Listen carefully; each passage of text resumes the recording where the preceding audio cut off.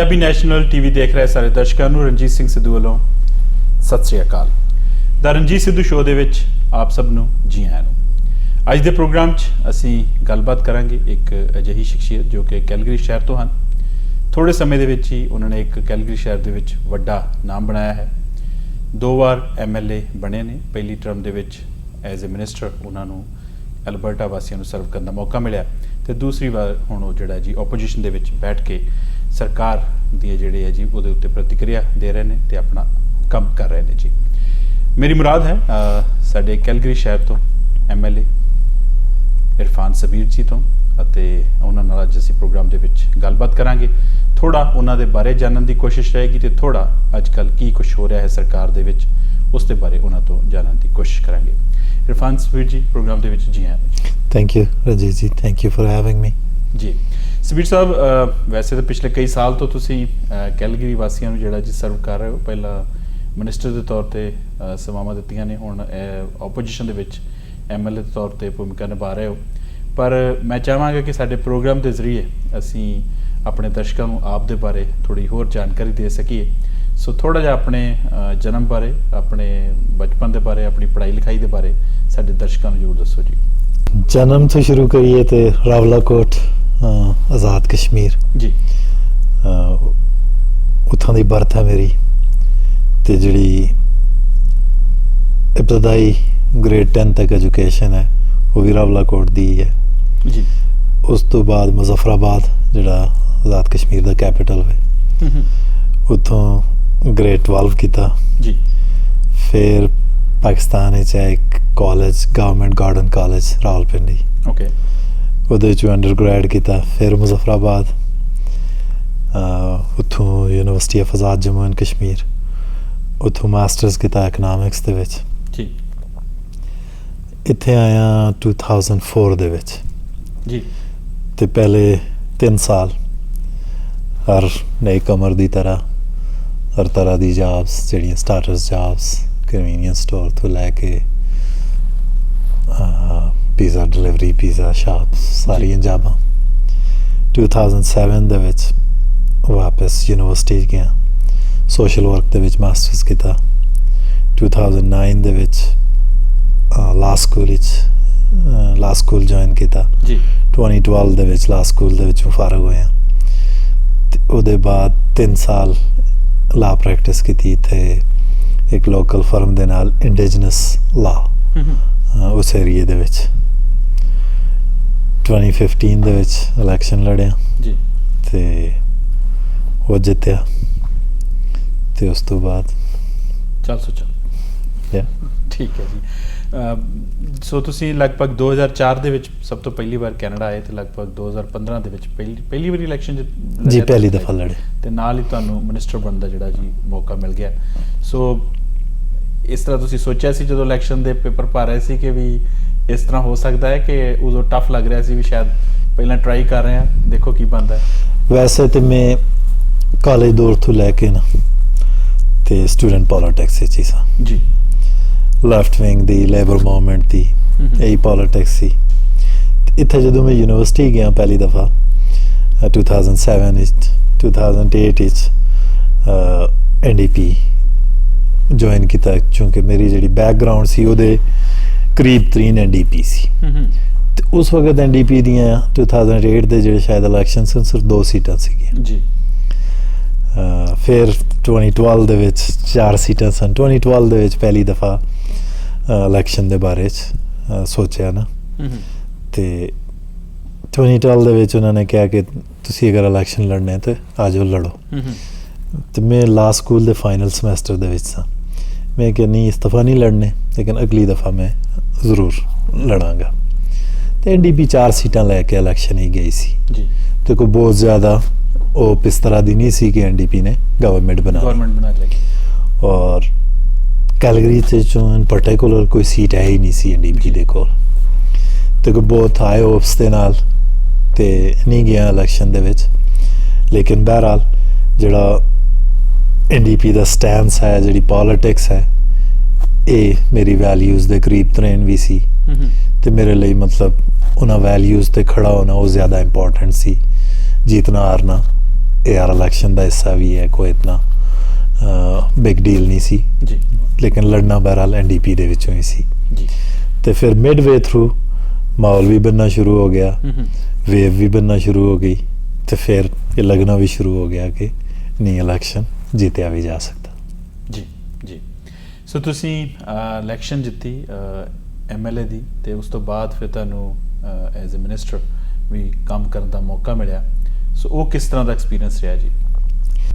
ਉਹ ਐਕਸਪੀਰੀਅੰਸ ਤਾਂ ਬਹੁਤ ਅੱਛਾ ਸੀ, ਜੀ ਲੇਕਿਨ ਸੱਚ ਇਹ ਹੈ ਕਿ ਆਪਣੀ ਸਾਰੀ ਜਿਹੜੀ ਪੋਲਿਟਿਕਸ ਸੀ ਨਾ, ਉਹ ਐਜੀਟੇਸ਼ਨ ਵਾਲੀ, ਲੈਫਟ ਵਿੰਗ ਲੇਬਰ ਮੂਵਮੈਂਟ ਵਾਲੀ, ਕੋਈ ਗਵਰਨਿੰਗ ਦਾ ਐਕਸਪੀਰੀਅੰਸ ਮੇਰਾ ਨਹੀਂ ਸੀ ਜੀ। ਬਿਲਕੁਲ ਕਿਸੇ ਕਿਸਮ ਦਾ ਗਵਰਨਿੰਗ ਦਾ ਐਕਸਪੀਰੀਅੰਸ ਨਹੀਂ ਸੀ, ਤੇ ਬਹੁਤ ਹੀ ਸਟੀਪ ਲਰਨਿੰਗ ਕਰਵ। ਮਿਨਿਸਟਰੀ ਵੀ ਅੱਛੀ ਖਾਸੀ ਜੀ ਬੜੀ ਮਿਨਿਸਟਰੀ ਉਹਦੇ ਦਿੱਤੀ ਗਈ, ਤੇ ਬਹੁਤ ਹੀ ਸਟੀਪ ਲਰਨਿੰਗ ਕਰਵ। ਲੇਕਿਨ ਇਹ ਹੈ ਕਿ ਜਿਹੜੀ ਟੀਮ ਸੀ ਰੇਚਲ ਨਾਟਲੀ ਦੀ ਲੀਡਰਸ਼ਿਪ ਦੇ ਵਿੱਚ, ਉਹ ਇੰਤਹਾਈ ਡੈਡੀਕੇਟਡ ਕਿਸਮ ਦੀ, ਔਰ ਮਿਹਨਤ ਵੀ ਅਸੀਂ ਕੀਤੀ। ਜੀ ਫਿਰ ਜਿਹੜੇ ਕੋਈ ਚੈਲੰਜ ਐਸੇ ਇਨਕਮ ਸਪੋਰਟ ਤੋਂ ਲੈ ਕੇ, ਏਜ ਤੋਂ ਲੈ ਕੇ, ਡਿਸੇਬਿਲਿਟੀਜ਼ ਤੋਂ ਲੈ ਕੇ, ਫਿਰ ਉਹਨਾਂ ਨੂੰ ਸਲੋਲੀ ਜੀ ਲਰਨ ਵੀ ਕੀਤਾ, ਡੀਲ ਵੀ ਕੀਤਾ। ਜੀ ਜੇਕਰ ਮੁੱਖ ਤੌਰ ਤੇ ਦੇਖਿਆ ਜਾਵੇ ਤੇ ਜਦੋਂ ਤੁਸੀਂ ਮਿਨਿਸਟਰ ਦੇ ਤੌਰ ਤੇ ਕੰਮ ਕੀਤਾ ਤੇ ਤੁਹਾਡੀਆਂ ਜਿਹੜੇ ਵੱਡੇ ਕੰਮ ਜਿਹੜੇ ਤੁਸੀਂ ਕੀਤੇ, ਮੇਨ ਕੰਮ ਕੀਤੇ, ਜਿਹੜੇ ਸਾਡੇ ਦਰਸ਼ਕਾਂ ਨੂੰ ਤੁਸੀਂ ਸਾਂਝੇ ਕਰਨਾ ਚਾਹੋਗੇ? ਆਈ ਥਿੰਕ ਬਹੁਤ ਸਾਰੇ ਉਹਦੇ ਵਿੱਚ ਕੰਮ ਸਨ, ਲੇਕਿਨ ਅਗਰ ਮੈਂ ਕੋਈ ਇੱਕ ਦੋ ਚੀਜ਼ਾਂ ਤੇ ਕਹਾਂ ਨਾ ਕਿ I am most proud of, ਜੀ ਤੇ ਅਸੀਂ ਜਿਹੜੀ ਇਹ ਇਨਕਮ ਸਪੋਰਟ ਦੇ ਪ੍ਰੋਗਰਾਮ ਜਿਹੜਾ ਹੈ, AISH assured income for severely disabled people or senior benefit, ਜੀ ਏਸ਼ ਔਰ ਇਨਕਮ ਸਪੋਰਟ ਨੂੰ ਅਸੀਂ ਇਨਕਰੀਜ਼ ਵੀ ਕੀਤਾ, ਔਰ ਇਹਨਾਂ ਬੈਨੀਫਿਟਸ ਨੂੰ ਅਸੀਂ ਇੰਡੈਕਸ ਕੀਤਾ ਕਾਸਟ ਆਫ ਲਿਵਿੰਗ ਦੇ ਨਾਲ, ਜੀ ਤਾਂ ਕਿ ਵਕਤ ਗੁਜ਼ਰਨੇ ਦੇ ਨਾਲ ਨਾਲ ਉਹਨਾਂ ਦੀ ਜਿਹੜੀ ਵੈਲਿਊ ਹੈ ਉਹ ਥੱਲੇ ਨਾ ਆਵੇ। ਲੇਕਿਨ ਅਨਫੋਰਚੂਨੇਟਲੀ ਇਸ ਗਵਰਨਮੈਂਟ ਨੇ ਆਂਦੇ ਨਾਲ ਹੀ ਪਹਿਲਾ ਕੰਮ ਇਹ ਕੀਤਾ ਕਿ ਉਹਦੇ ਤੇ ਫਰੀਜ਼ ਲਾ ਦਿੱਤਾ। ਠੀਕ ਹੈ ਜੀ। ਕੋਈ ਹੋਰ ਕਿਉਂਕਿ ਜਿਹੜਾ ਤੁਹਾਡਾ ਹਲਕਾ ਹੈ ਉਹਦੇ ਵਿੱਚ ਬਹੁਤ ਸਾਰੇ ਇਮੀਗ੍ਰੈਂਟਸ ਰਹਿੰਦੇ ਨੇ, ਇੰਡੀਅਨ ਲੋਕ ਰਹਿੰਦੇ ਨੇ, ਪਾਕਿਸਤਾਨੀ ਮੂਲ ਦੇ ਲੋਕ ਰਹਿੰਦੇ ਨੇ, ਹੋਰ ਵੀ ਕਈ ਜਿਹੜੇ ਕੰਟਰੀਆਂ ਵੱਖਰੀਆਂ ਤੋਂ ਆਏ ਹੋਏ ਨੇ, ਸੋ ਤੁਸੀਂ ਕੋਈ ਅਜਿਹੇ ਕੰਮ ਕੀਤੇ ਹੋਣ ਜਿਹੜੇ ਕਿ ਇਮੀਗ੍ਰੈਂਟਸ ਦੀ ਭਲਾਈ ਦੇ ਲਈ ਹੋਣ, ਜਿਹੜੇ ਤੁਸੀਂ ਦੱਸਣਾ ਚਾਹੁੰਦੇ ਹੋ? ਫਰਮ ਡੇ 1 ਪਹਿਲੇ ਦਿਨ ਤੋਂ ਕੋਸ਼ਿਸ਼ ਇਹ ਰਹੀ ਕਿ ਆਪਣੇ ਹਲਕੇ ਦੇ ਵਿੱਚ ਜੀ ਜਿਤਨੀ ਵੀ ਕਮਿਊਨਿਟੀਜ਼ ਹਨ, ਲੋਕ ਹਨ, ਜੀ ਉਹਨਾਂ ਦੇ ਨਾਲ ਜੁੜਿਆ ਰਵਾਂ, ਜੀ ਉਹਨਾਂ ਦੇ ਨਾਲ ਜੁੜਿਆ ਰਵਾਂ, ਔਰ ਉਹਨਾਂ ਦੇ ਜਿਹੜੇ ਵੀ ਕੰਮ ਕਾਜ ਨੇ ਨਾ, ਉਹ ਜਨਰਲੀ ਡਿਵਰਸਿਟੀ ਦੀ ਰੈਕਗਨੀਸ਼ਨ ਤੋਂ ਲੈ ਕੇ ਸਕੂਲ ਦੇ ਇਸ਼ੂਜ਼ ਸਨ, ਹੈਲਥ ਕੇਅਰ ਦੇ ਇਸ਼ੂਜ਼, ਸੋਸ਼ਲ ਸਰਵਿਸਿਜ਼ ਦੇ ਇਸ਼ੂਜ਼, ਨਾਨ ਪ੍ਰੋਫਿਟ ਦੇ ਇਸ਼ੂਜ਼, ਮਤਲਬ ਉਹਨਾਂ ਸਾਰੇ ਇਸ਼ੂਜ਼ ਤੇ ਉਹਨਾਂ ਸਾਰੇ ਮੁੱਦਿਆਂ ਤੇ ਜਿਹੜੇ ਮੇਰੀ ਹਲਕੇ ਦੇ ਲੋਕਾਂ ਦੇ ਲਈ ਇੰਪੋਰਟੈਂਟ ਸਨ, ਉਹਨਾਂ ਤੇ ਮੈਂ ਫੋਕਸ ਰੱਖਿਆ। ਡਿਵਰਸਿਟੀ ਰੈਕਗਨੀਸ਼ਨ ਤੋਂ ਅਗਰ ਸ਼ੁਰੂ ਕਰੀਏ ਤੇ Sikh heritage month, Sikh helmet exemption, Filipino heritage month, Islamic heritage month, Pakistan heritage month, जी ठीक है। सोशल सर्विसेज ते अगर शुरू करिए तो बहुत बड़ा कंसर्न ये सी कि कल्चरली अप्रोप्रीएट सर्विसेज अवेलेबल नहीं हैं साडे एरिए दे विच, ते उहदे विच PCHS दे नाल मिल के, पाकिस्तानी कनेडियन सपोर्ट ग्रुप दे नाल मिल के, नॉर्थ मैकनाइट कम्यूनिटी सोसाइटी दे नाल मिल के बहुत सारी ऑर्गेनाइजेशन नूं सपोर्ट भी किया कि वो कल्चरली अप्रोप्रीएट सर्विसेज प्रोवाइड करा। ਸਕੂਲਾਂ ਨੂੰ ਲੈ ਕੇ ਉਹਨਾਂ 4 ਸਾਲਾਂ ਦੇ ਵਿੱਚ ਓਵਰਆਲ ਸਕੂਲਾਂ ਦੇ ਬਜਟ ਦੇ ਵਿੱਚ ਆਲਮੋਸਟ $2 ਬਿਲੀਅਨ ਇਨਕਰੀਜ਼ ਹੋਇਆ। ਮਕਾਲ ਦੇ ਹਲਕੇ ਦੇ ਵਿੱਚ 6 ਨਵੇਂ ਸਕੂਲ ਆਏ, ਫਿਰ ਓਵਰਆਲ 244 ਸਕੂਲਾਂ ਤੇ ਕੰਮ ਹੋਇਆ ਪ੍ਰੋਵਿੰਸ ਦੇ ਵਿੱਚ, ਨਵੇਂ ਸਕੂਲ ਜਾਂ ਮਾਡਰਨਾਈਜ਼ ਕੀਤਾ ਗਿਆ ਐਗਜ਼ਿਸਟਿੰਗ ਸਕੂਲਸ ਨੂੰ। ਹੈਲਥ ਕੇਅਰ ਨੂੰ ਲੈ ਕੇ ਜਿਹੜਾ ਅੱਜ ਕਿਆਸ ਹੈ, ਇਹ ਕਮ ਅਜ਼ ਕਮ ਸਾਡੇ ਦੌਰ ਹੀ ਨਹੀਂ ਸੀ ਹੈਲਥ ਕੇਅਰ ਨੂੰ ਪ੍ਰੋਪਰਲੀ ਫੰਡ ਕੀਤਾ, ਔਰ ਡਾਕਟਰ ਨਰਸਿਸ ਇਹਨਾਂ ਦੇ ਨਾਲ ਮਿਲ ਕੇ ਹੈਲਥ ਕੇਅਰ ਨੂੰ ਸਟਰੈਂਥਨ ਕਰਨ ਦੇ ਲਈ ਕੰਮ ਕੀਤਾ। ਬਹੁਤ ਸਾਰੇ ਏਰੀਆਜ਼ ਹਨ ਜਿਹੜੀ ਵੀ ਇਸ਼ੂਜ਼ ਇਨ ਜਨਰਲ ਸਾਡੇ ਹਲਕੇ ਦੇ ਵਿੱਚ ਇੰਪੋਰਟੈਂਟ ਸਨ, ਸਾਡਾ ਫੋਕਸ ਉਸੀ ਤੇ ਰਿਹਾ। ਜੀ ਇੱਕ ਬਹੁਤ ਵੱਡਾ ਕੰਮ ਜਿਹੜਾ ਮਿਨੀਮਮ ਪੇ ਦਾ ਜਿਹੜਾ ਹੈ ਜੀ ਉਹ NDP ਸਰਕਾਰ ਵੱਲੋਂ ਕੀਤਾ ਗਿਆ ਕਿ $15 ਜਿਹੜੀ ਮਿਨੀਮਮ ਪੇ ਸਾਰੇ ਮੈਨੂੰ ਲੱਗਦਾ ਕਿ ਕੈਨੇਡਾ ਤੋਂ ਹੀ ਪ੍ਰੋਵਿੰਸਿਸ ਤੋਂ ਜ਼ਿਆਦਾ ਹੈ। ਉਹ ਉਸ ਕੰਮ ਨੂੰ ਤੁਸੀਂ ਕਿਸ ਤਰ੍ਹਾਂ ਦੇਖਦੇ ਹੋ? ਸਾਡੇ ਕੈਂਪੇਨ ਦੇ ਵਿੱਚ ਉਹ ਪ੍ਰੋਮਿਸ ਸੀ ਜੀ, ਔਰ ਉਹਦੇ ਤੇ ਅਸੀਂ ਡਿਲੀਵਰ ਵੀ ਕੀਤਾ। ਔਰ ਹੁਣ ਜਿਹੜੇ ਬਾਕੀ ਕੈਨੇਡੀਅਨ ਪ੍ਰੋਵਿੰਸਿਸ ਨੇ ਉਹ ਕੈਚ ਅਪ ਕਰ ਰਹੇ ਨੇ ਉਸ ਤੇ। ਜੀ, ਤੁਸੀਂ ਦੂਸਰੀ ਵਾਰੀ ਜਿਹੜਾ ਜੀ MLA ਬਣੇ ਹੋ ਆਪਣੇ ਹਲਕੇ ਤੋਂ, ਸੋ ਜਿਹੜਾ ਤੁਹਾਡਾ ਹਲਕਾ ਹੈ ਉਹ ਬਾਕੀ ਅਲਬਰਟਾ ਨਾਲੋਂ ਤੁਹਾਨੂੰ ਲੱਗਦਾ ਹੈ ਕਿ ਕੁਝ ਅਲੱਗ ਹੈ, ਕੁਝ ਉਹਦੀਆਂ ਅਲੱਗ ਮੰਗਾਂ ਨੇ ਜਾਂ ਕੁਝ ਵੱਖਰਾ ਹੈ ਬਾਕੀਆਂ ਨਾਲੋਂ ਕਿ ਸੇਮ ਹੀ ਹੈ ਜੀ ਬਾਕੀ ਹਲਕਿਆਂ ਵਰਗਾ? ਬਹੁਤ ਸਾਰੇ ਰਿਸਪੈਕਟ ਦੇ ਵਿੱਚ ਸੇਮ ਹੈ ਜੀ, ਔਰ ਬਹੁਤ ਸਾਰੀਆਂ ਚੀਜ਼ਾਂ ਤੇ ਵੱਖਰਾ ਵੀ ਹੈ। ਵੱਖਰਾ ਇਨ ਦ ਸੈਂਸ ਕਿ ਇਹਦੇ ਵਿੱਚ ਨਿਊ ਕਮਰਸ ਜੀ, ਉਹ ਜ਼ਿਆਦਾ ਹਨ ਔਰ ਬਹੁਤ ਸਾਰੀ ਮੁਖਤਲਿਫ ਬੈਕਗਰਾਉਂਡਸ ਦੇ, ਕਲਚਰ ਦੇ, ਫੇਥ ਬੈਕਗਰਾਉਂਡਸ ਦੇ ਬਹੁਤ ਸਾਰੇ ਟੈਲੈਂਟਸ ਵਾਲੇ ਲੋਕ ਮੌਜੂਦ ਨੇ। ਅਗਰ ਤੁਸੀਂ ਅਲਬਰਟਾ ਦੀ ਡਿਵਰਸਿਟੀ ਵੇਖਣੀ ਤੇ ਉਹ ਇਹ ਨਾਰਥ ਈਸਟ ਏਰੀਏ ਦੇ ਵਿੱਚ ਹੈ, ਜਿੱਥੇ ਤੁਹਾਨੂੰ ਹਰ ਰੰਗ, ਨਸਲ, ਮਜ਼ਹਬ ਏਰੀਏ ਦਾ ਬੰਦਾ ਮਿਲੇਗਾ। ਤੇ ਜਿਹੜੀਆਂ ਚੀਜ਼ਾਂ ਕਾਮਨ ਨੇ ਉਹਦੇ ਵਿੱਚ ਸਟਰੋਂਗ ਐਜੂਕੇਸ਼ਨ ਸਿਸਟਮ ਪੂਰੇ ਅਲਬਰਟਨਸ ਦੀ ਨੀਡ ਹੈ, ਸਾਡੀ ਵੀ ਹੈ। ਔਰ ਸਾਡੇ ਲਈ ਇਸ ਲਈ ਵੀ ਜ਼ਰੂਰੀ ਹੈ ਕਿ ਬਹੁਤ ਸਾਰੇ ਜਿਹੜੇ ਨਏ ਕਮਰਸ ਨੇ ਉਹਨਾਂ ਦੇ ਲਈ ਅੱਗੇ ਵਧਣ ਦੇ ਲਈ education is the most important thing. As a having a strong education system is important for them. Same thing for health care. ਜੀ, ਉਹ ਇੰਪੋਰਟੈਂਟ ਹੈ। ਸੋਸ਼ਲ ਸਰਵਿਸਿਜ਼ ਜਿਹੜੀਆਂ ਨਿਊ ਕਮਰਸ ਦੇ ਲਈ ਨੇ, ਉਹਨਾਂ ਨੂੰ ਇੱਥੇ ਐਡਜਸਟਮੈਂਟ ਦੇ ਲਈ, ਇੱਥੇ ਸਕਸੈਸਫੁਲ ਹੋਣ ਦੇ ਲਈ ਜ਼ਰੂਰੀ ਨੇ, ਉਹ ਇੰਪੋਰਟੈਂਟ ਨੇ।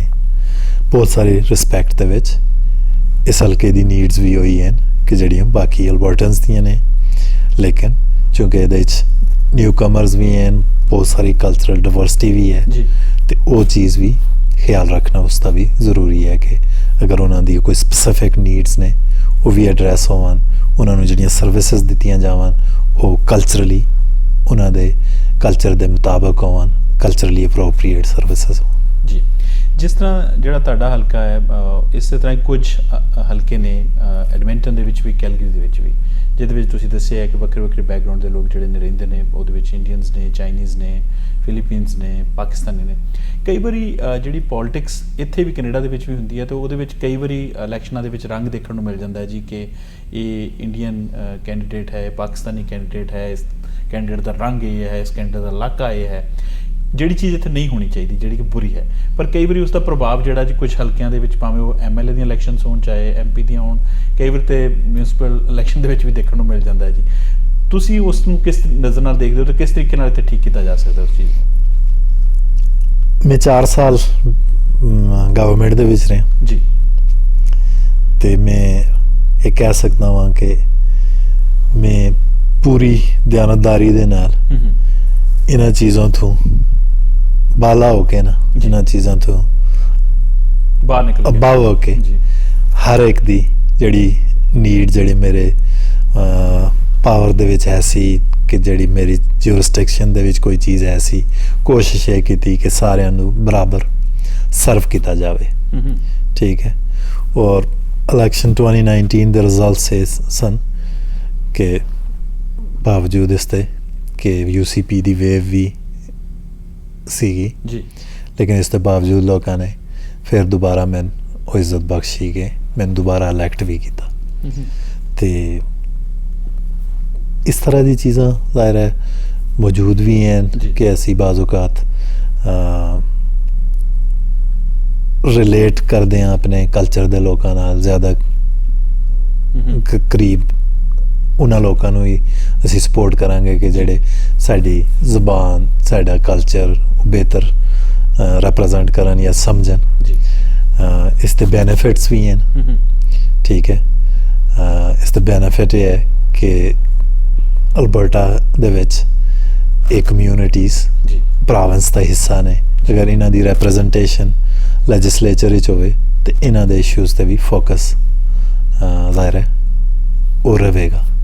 ਤੇ ਅਗਰ ਇਹ ਐਕਸਕਲੂਡ ਹੋ ਜਾਵਣ ਕਮਿਊਨਿਟੀਜ਼ ਤੇ ਉਹ ਰੈਪਰੈਜ਼ੈਂਟੇਸ਼ਨ ਉਹ ਨਹੀਂ ਰਹਿਣ ਲੱਗੀ। ਜੀ, ਜੇਕਰ ਤੁਹਾਡੇ ਹਲਕੇ ਦੇ ਲੋਕ ਤੁਹਾਡੇ ਬਾਰੇ ਜ਼ਿਆਦਾ ਜਾਣਨਾ ਚਾਹੁੰਦੇ ਹੋਣ ਤਾਂ ਕਿਸ ਤਰ੍ਹਾਂ ਦੀਆਂ ਹੈਬਿਟਸ, ਕਿਸ ਤਰ੍ਹਾਂ ਦੇ ਸ਼ੌਂਕ ਤੁਸੀਂ ਰੱਖਦੇ ਹੋ? ਮੇਰੇ ਖਿਆਲ ਹੀ ਲੋਕ ਤਾਂ ਕਾਫੀ ਸਾਰਾ ਜਾਣਦੇ ਹੀ ਹਨ। ਮੈਂ ਲੋਕਾਂ 'ਚ ਰਹਿਣਾ ਜ਼ਾਹਿਰ ਹੈ ਮੈਨੂੰ ਪਸੰਦ ਵੀ ਹੈ।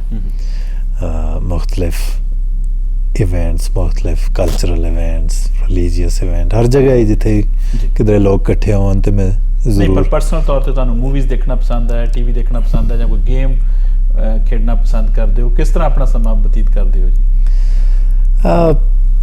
मूवी शूवी को इतना टीवी शीवी का मैं शौकीन नहीं है। अच्छा जी। म्यूजिक श्यूजिक सुन लईदा ते गेम शेम भी बहुत ज़्यादा आजकल टाइम तो नहीं, लेकिन देखने शेखने साकर शाकर हाकी जड़ियाँ साड़ियाँ क्रिकेट जड़ियाँ साढ़े बैकग्राउंड वाली गेम्स ने वही गेम्स मैंने भी पसंद ने जी।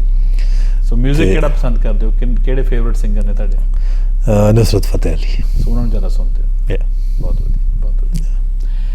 ਆਪਾਂ ਇੱਕ ਬ੍ਰੇਕ ਲਵਾਂਗੇ ਤੇ ਫਿਰ ਗੱਲਬਾਤ ਲੈ ਕੇ ਹਾਜ਼ਰ ਹੋਵਾਂਗੇ। ਅਸੀਂ ਦੱਸ ਦਈਏ ਜੀ ਕਿ ਪੰਜਾਬੀ ਨੈਸ਼ਨਲ ਟੀਵੀ ਤੇ ਦ ਰਣਜੀਤ ਸਿੱਧੂ ਸ਼ੋਅ ਦੇ ਵਿੱਚ ਅਸੀਂ ਕੈਲਗਰੀ ਸ਼ਹਿਰ ਤੋਂ ਐਮਐਲਏ ਨੇ ਇਰਫਾਨ ਸਬੀਰ ਜੀ, ਉਹਨਾਂ ਨਾਲ ਗੱਲਬਾਤ ਕਰ ਰਹੇ ਹਾਂ। ਇੱਕ ਬ੍ਰੇਕ ਤੋਂ ਬਾਅਦ ਵਾਪਸ ਹਾਜ਼ਰ ਹੁੰਦੇ ਹਾਂ ਜੀ।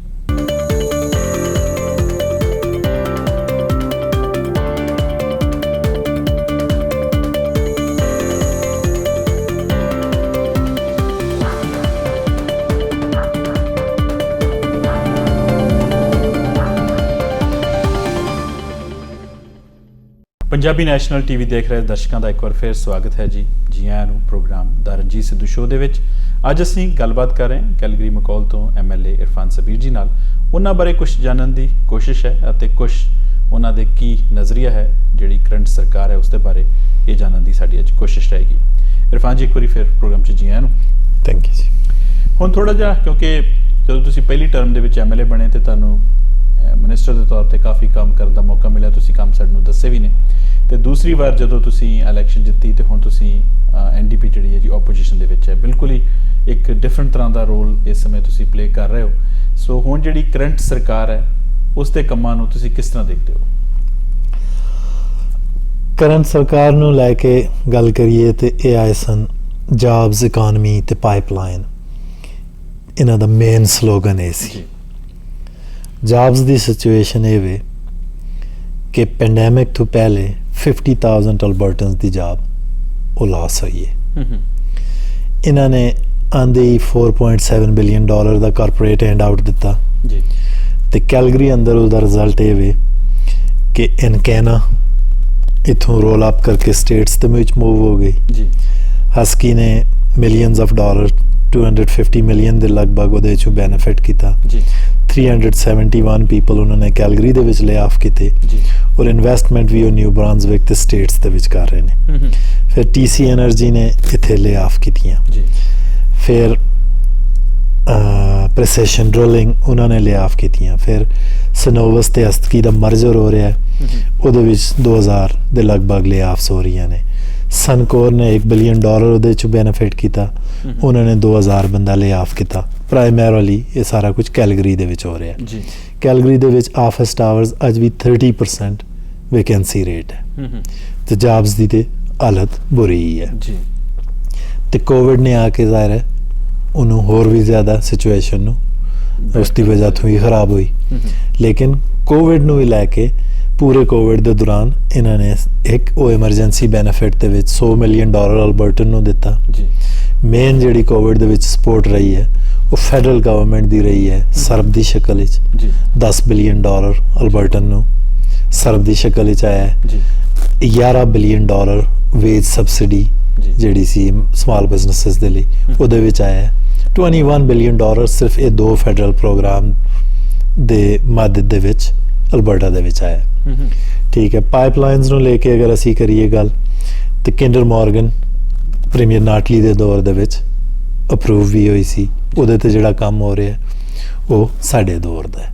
ਇਹਨਾਂ ਦੇ ਟਾਈਮ ਵਿੱਚ ਇਹਨਾਂ ਨੇ ਸਿਰਫ ਇਹ ਕੀਤਾ ਕਿ $7.5 ਬਿਲੀਅਨ ਪਲਜ ਕੀਤਾ ਕੀਸਟੋਨ ਐਕਸੈਲ ਦੇ ਲਈ, ਜਿਹੜਾ ਅੱਜ ਵੀ ਅਨਸਰਟਨਿਟੀ ਉਹਦੇ ਗਿਰਦ ਹੈ ਕਿ ਅਗਰ ਅਮਰੀਕਾ ਦੇ ਵਿੱਚ ਪ੍ਰੈਜ਼ੀਡੈਂਸ਼ੀਅਲ ਇਲੈਕਸ਼ਨ ਦੇ ਵਿੱਚ ਜੋ ਬਾਈਡਨ ਪ੍ਰੈਜ਼ੀਡੈਂਟ ਬਣਦੇ ਹਨ ਜੀ ਤੇ ਉਹਨਾਂ ਨੇ ਕਿਹਾ ਹੈ ਕਿ ਉਹਦਾ ਪਰਮਿਟ ਉਹ ਕੈਂਸਲ ਕਰਾਂਗੇ।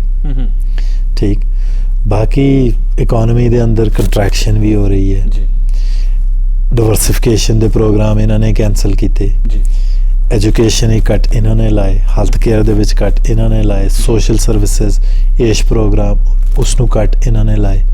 ਤੇ ਇਸ ਟਾਈਮ ਤੱਕ ਬੈਨੀਫਿਟ ਜਿਹੜੇ ਨਾ ਉਹ ਇਹਨਾਂ ਦੇ ਇਨਸਾਈਡਰ ਤੇ ਉਹ ਬੜੇ ਜਿਹੜੇ ਕਾਰਪੋਰੇਟ ਜੀ ਰਿਚ ਕਾਰਪੋਰੇਸ਼ਨਸ ਨੇ ਉਹ ਬੈਨੀਫਿਟ ਕਰ ਰਹੀਆਂ ਨੇ, ਬਾਕੀ ਅਲਬਰਟਨ ਤੇ ਸਟਰਗਲ ਹੀ ਕਰ ਰਹੇ। ਜੀ ਜਦੋਂ ਆਪੋਜੀਸ਼ਨ ਕਹਿੰਦੀ ਹੈ ਜੀ ਕਿ ਜਿਹੜੀ ਜੈਸਨ ਕੈਨੀ ਦੀ ਸਰਕਾਰ ਹੈ ਬਹੁਤ ਸਾਰੇ ਕੱਟਸ ਲਾ ਰਹੀ ਹੈ, ਖਾਸ ਤੌਰ ਤੇ ਡਾਕਟਰਸ ਦੇ ਬਾਰੇ ਕਿਹਾ ਗਿਆ ਕਿ ਉਹਨਾਂ ਦੀਆਂ ਫੀਸ ਜਿਹੜੀਆਂ ਘਟਾਈਆਂ ਗਈਆਂ, ਡਾਕਟਰ ਜਿਹੜੇ ਨੇ ਮੂਵ ਹੋ ਰਹੇ ਨੇ ਅਲਬਰਟਾ ਤੋਂ, ਪਰ ਜਿਹੜੇ ਫੈਕਟ ਲੈ ਕੇ ਆ ਰਹੀ ਹੈ ਸਰਕਾਰ ਦਿਖਾ ਰਹੀ ਹੈ ਮੀਡੀਆ ਨੂੰ, ਉਹ ਕਹਿ ਰਹੇ ਨੇ ਜੀ ਕਿ ਐਵੇਂ ਹੀ ਇਹ ਰੌਲਾ ਰੱਪਾ ਹੀ ਪਾਇਆ ਜਾ ਰਿਹਾ ਹੈ, ਇਸ ਤਰ੍ਹਾਂ ਦੇ ਵਿੱਚ ਕੋਈ ਸੱਚਾਈ ਨਹੀਂ ਹੈ।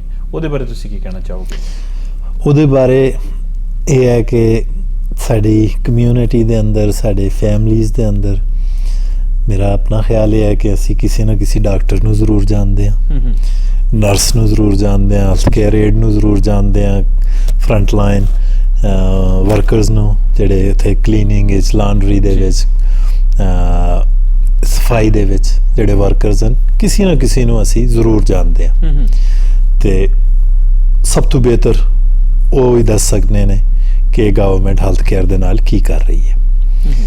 ਜੋ ਇਹ ਆਏ ਨੇ ਇਹਨਾਂ ਨੇ ਆ ਕੇ ਡਾਕਟਰਸ ਨੂੰ, ਨਰਸਿਸ ਨੂੰ, ਹੈਲਥ ਕੇਅਰ ਪ੍ਰੋਫੈਸ਼ਨਲਸ ਨੂੰ ਬੁਲੀ ਕਰਨਾ ਸ਼ੁਰੂ ਕੀਤਾ ਜੀ।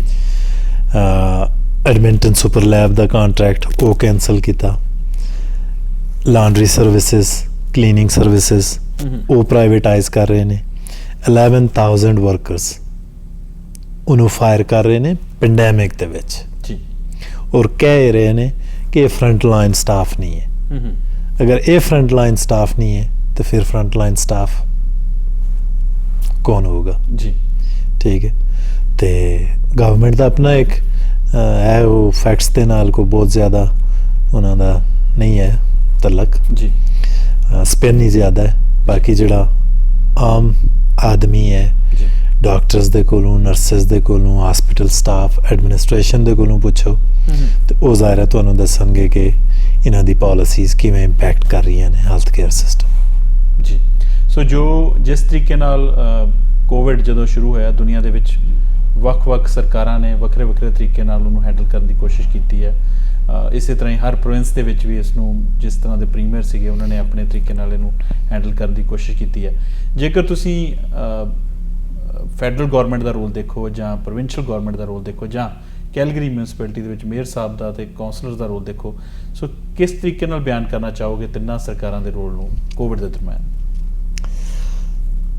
ਅਗਰ ਫੈਡਰਲ ਤੋਂ ਸ਼ੁਰੂ ਕਰੀਏ ਨਾ ਜੀ, ਤੇ ਆਲ ਪੋਲੀਟੀਕਲ ਡਿਫਰੈਂਸਿਸ ਅਸਾਈਡ ਜੀ, ਉਹਨਾਂ ਦੇ ਜਿਹੜੇ ਸਿਰਫ ਦੋ ਪ੍ਰੋਗਰਾਮ ਮੈਂ ਗਿਣਵਾਏ ਪਹਿਲੇ ਵੀ, ਸਰਬ ਜਿਹੜਾ $2,000 ਸਪੋਰਟ ਜੀ, ਤੇ wage subsidy 75% wage subsidy businesses ਦੇ ਲਈ ਜੀ। ਇਹਨਾਂ ਦੋ ਪ੍ਰੋਗਰਾਮਸ ਦੇ ਵਿੱਚ ਅਲਬਰਟਾ ਦੇ ਵਿੱਚ $21 ਬਿਲੀਅਨ ਆਇਆ ਹੈ।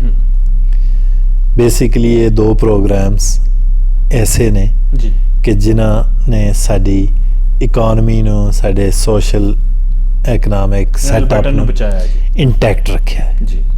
ਠੀਕ ਹੈ, ਬਾਕੀ ਜਿਹੜਾ ਕੋਵਿਡ ਦੇ ਰਿਸਪਾਂਸ ਨੂੰ ਕਰਕੇ ਪ੍ਰੋਵਿੰਸ ਦੀ ਜ਼ਿੰਮੇਵਾਰੀ ਸੀ ਉਹ ਟੈਸਟਿੰਗ ਨੂੰ ਲੈ ਕੇ, ਟੈਸਟਿੰਗ ਇਹਨਾਂ ਨੇ ਪਹਿਲੇ ਹੀ ਕਹਿ ਦਿੱਤਾ ਸੀ ਕਿ ਅਸੀਂ 20,000 ਟੈਸਟ ਰੋਜ਼ ਦਾ ਕਰਾਂਗੇ, ਹਾਲੇ ਤੱਕ ਇਹ 20,000 ਤੱਕ ਪਹੁੰਚੇ ਨਹੀਂ ਜੀ। ਠੀਕ, ਦੂਸਰਾ ਪੈਂਡੈਮਿਕ ਦੇ ਦੌਰਾਨ ਜੀ ਇਹ ਡਾਕਟਰਸ ਨੂੰ ਬੁਲੀ ਕਰ ਰਹੇ ਨੇ, ਨਰਸਿਸ ਨੂੰ ਬੁਲੀ ਕਰ ਰਹੇ ਨੇ, 11,000 ਲਾਂਡਰੀ ਤੇ ਕਲੀਨਿੰਗ ਸਟਾਫ ਉਹ ਫਾਇਰ ਕਰ ਰਹੇ ਨੇ ਜੀ। ਠੀਕ, ਔਰ ਬਹੁਤ ਸਾਰੀ ਆਊਟਬ੍ਰੇਕਸ ਜੀ, ਕਾਰਗਲ ਲੋਕਾਂ ਨੂੰ ਯਾਦ ਹੀ ਹੋਣਾ ਕਿ 2000 ਵਰਕ ਫੋਰਸ ਹੈ, ਉਹਦੇ ਵਿੱਚ 50% ਲੋਕ ਇਨਫੈਕਟ ਹੋਏ ਜੀ, ਲੇਕਿਨ ਇਹਨਾਂ ਨੇ ਕੋਈ ਐਕਸ਼ਨ ਨਹੀਂ ਲਿਆ। ਸੀਨੀਅਰ ਕੇਅਰ ਸੈਂਟਰਸ ਦੇ ਵਿੱਚ ਸਾਡੇ ਜਿੰਨੀ ਵੀ ਡੈਥਸ ਹਨ ਉਹਦਾ ਬੜਾ ਹਿੱਸਾ ਸੀਨੀਅਰ ਕੇਅਰ ਸੈਂਟਰਸ ਦੇ ਵਿੱਚ ਆਊਟਬ੍ਰੇਕਸ ਦੀ ਵਜ੍ਹਾ ਤੋਂ ਹੋਈਆਂ ਨੇ।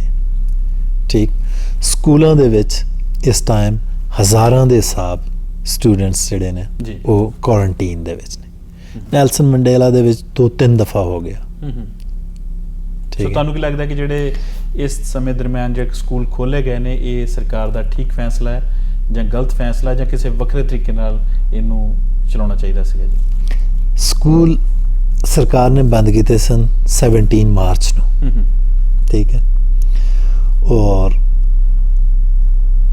ਸਰਕਾਰ ਨੇ ਜਦੋਂ ਖੋਲੇ ਨਾ ਸਕੂਲ ਜੀ ਤੇ ਬਿਲਕੁਲ ਉਵੇਂ ਹੀ ਖੋਲੇ ਜਿਵੇਂ ਬੰਦ ਕੀਤੇ ਸਨ।